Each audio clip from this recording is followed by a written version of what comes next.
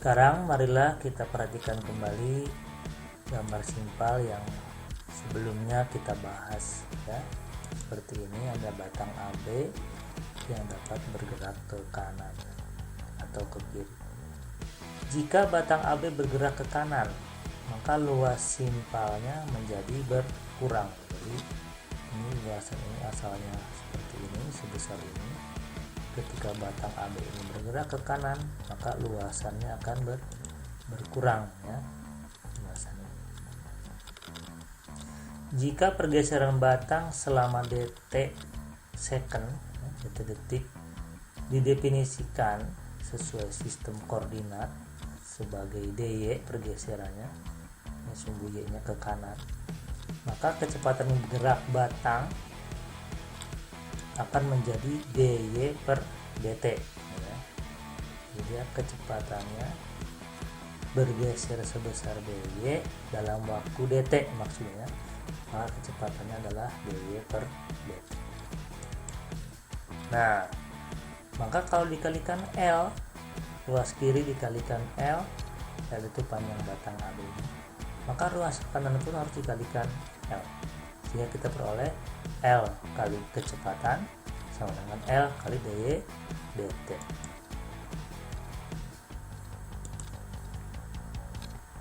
Nah, karena L kali dy itu adalah dA, lihat pada gambar tadi ya, L nya panjang batang, si dy nya pergeseran ke kanan tadi, maka L kali V kita bisa tulis sama dengan minus L dy dt ya, tadi sama dengan minus dA dt. Ini diberi tanda negatif karena si luasnya itu berkurang ya.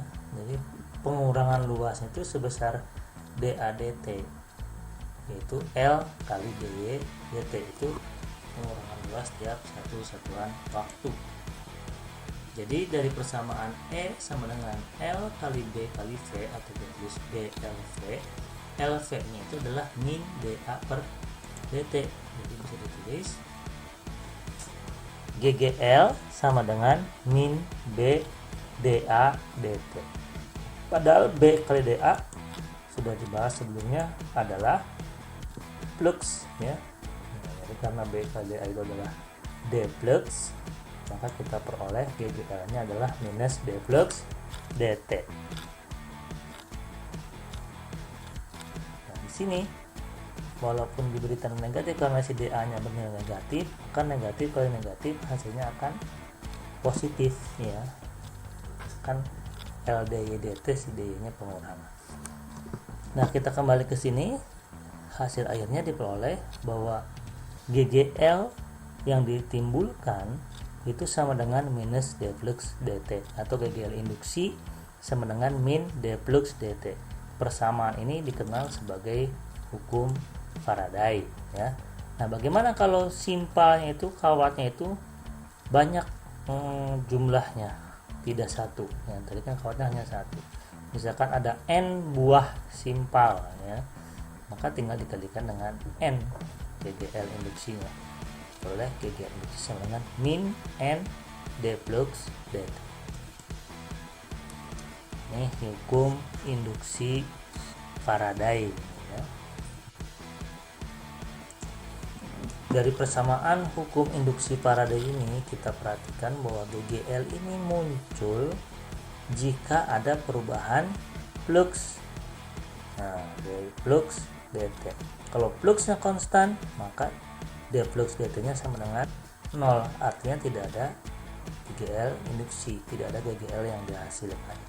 Jadi syarat munculnya GGL induksi adalah adanya perubahan flux magnetik ya.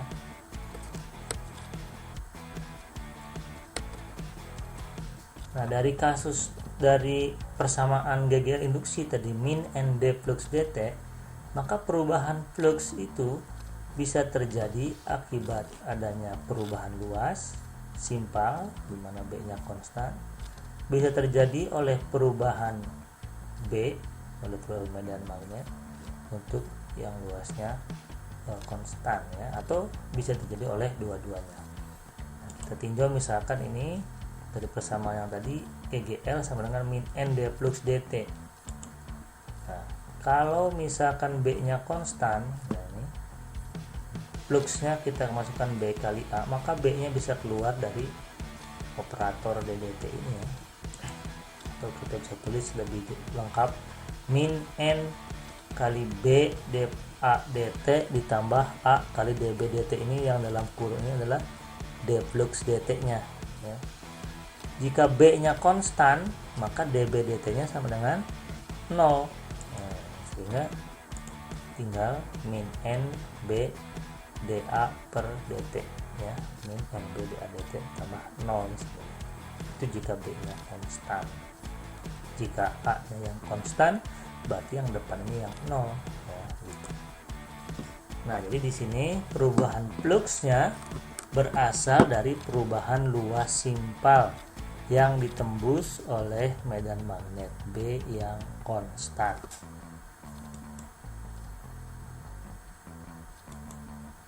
Contoh, misalkan ada medan magnet homogen 2 Tesla menembus tegak lurus pada simpal.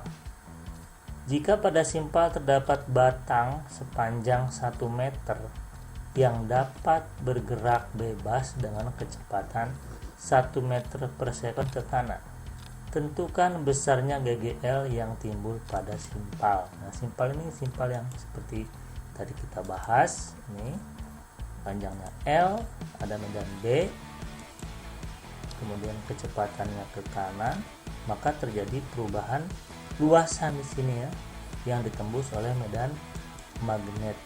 Nah, ini sebesar dA ini ya. dA-nya merupakan pengurangan luas sebesar L dy dt tadi ya.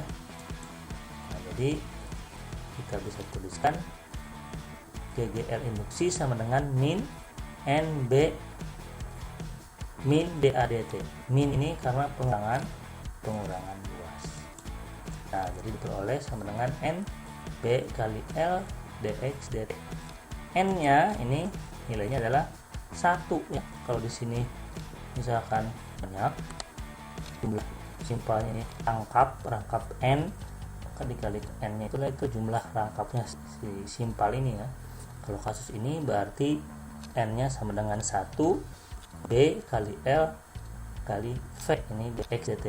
Dalam hal ini sumbu koordinatnya ke kanan itu sumbu X. Kalau yang tadi kita bahas ke kanan itu sumbu Y, maka dy dt ya. Jadi jangan bingung. Di sini dx dt. Tapi sama saja dy dt ataupun dx dt itu adalah kecepatan dari batang. Setelah dapat persamaan seperti ini, maka kita tinggal masukkan S1, B-nya 2 Tesla, N-nya tadi 1 meter dan kecepatannya 1 meter, maka diperoleh hasilnya GGL induksinya adalah 2. Perhatikan nilainya positif, sehingga pada batang ini mengalir arus yang menghasilkan medan magnet di sebelah kanan itu sama dengan medan magnet yang ada sebelumnya. Arahnya maksudnya ya, yang hanya sama dengan arah medan magnet yang ada sebelumnya, itu arahnya masuk. Arahnya masuk si B nya, maka arus yang mengalir pada batang ini adalah dari bawah ke atas. Coba cek bagaimana kalau si gerakannya ke kiri ya. Kalau ke kiri luasnya bertambah, kalau luasnya bertambah maka ini positif dt, sehingga hasilnya jadi kali positif min NBL dx atau min NBLV, sehingga hasilnya di sini min 2 volt. Artinya ketika dia bergerak ke kiri, nah si batang ini, pada batang ini mengalir arus yang menghasilkan medan yang arahnya berlawanan dengan arah B yang ada sebelumnya. B yang ada sebelumnya itu arahnya masuk, maka pada batang ini menghasilkan medan magnet di sebelah kanannya yang arahnya ke luar. Jadi arah arusnya adalah dari atas ke bawah, kebalik dengan yang kasus ini ya, dengan soal ini.